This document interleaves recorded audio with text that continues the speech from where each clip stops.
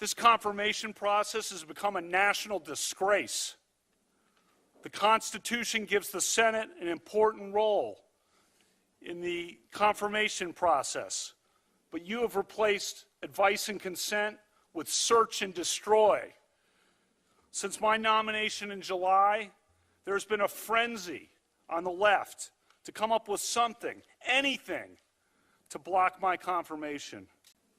This whole 2-week effort has been a calculated and orchestrated political hit, fueled with apparent pent-up anger about President Trump and the 2016 election, fear that has been unfairly stoked about my judicial record, revenge on behalf of the Clintons, and millions of dollars in money from outside left-wing opposition groups.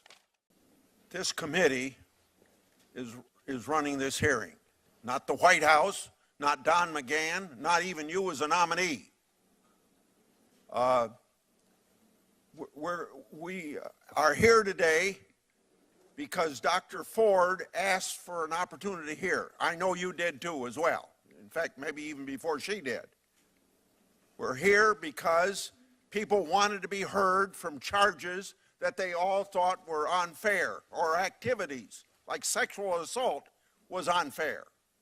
So I want to assure Senator Durbin, regardless of what you say to Senator Don McGahn, we're not suspending this hearing. Proceed to answer the question, or whatever, or if the gentleman... If you wanted an FBI investigation, you could have come to us. What you want to do is destroy this guy's life, hold this seat open, and hope you win in 2020. You've said that, not me. You've got nothing to apologize for. When you see Sotomayor and Kagan, tell them that Lindsay said hello, because I voted for them. I would never do to them what you've done to this guy. This is the most unethical sham since I've been in politics. And if you really wanted to know the truth, you sure as hell wouldn't have done what you've done to this guy. Are you a gang rapist? No. I cannot imagine what you and your family have gone through. Boy, y'all want power. God, I hope you never get it. I hope the American people can see through this sham, that you knew about it and you held it. You had no intention of protecting Dr. Ford. None. She's as much of a victim as you are. God, I hate to say it, because these have been my friends. But let me tell you, when it comes to this, you're looking for a fair process. You came to the wrong town at the wrong time, my friend. Do you consider this a job interview? The advice and consent role is like a job interview. You consider that you've been through a job interview? I've been through a process of advice and consent under the Constitution. Which Would you say you've been through hell? I've been through hell and then some. This is not a job interview. Yeah. You want this seat? I hope you never get it. I hope you're on the Supreme Court. Since this FBI thing keeps coming up all the time, let's get back to basics. First of all, anybody, including any senator that's brought up this issue, could ask for an FBI investigation. What the FBI does is gather information for the White House, then the file's sent to the committee for us to make our own evaluations. We're capable of making our own determination about the accuracy of any of those allegations.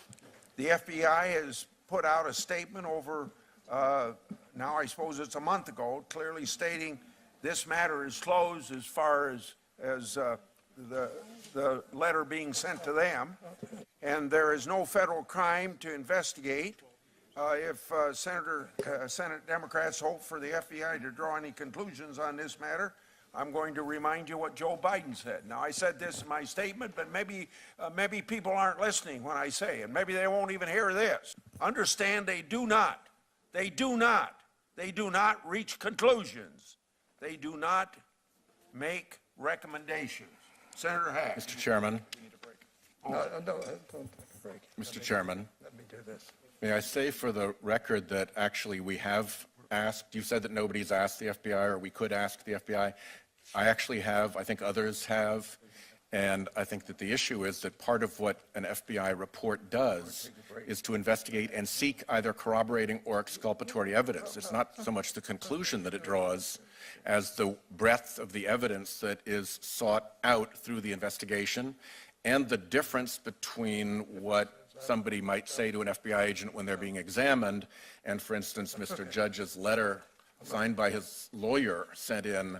It's just a different thing.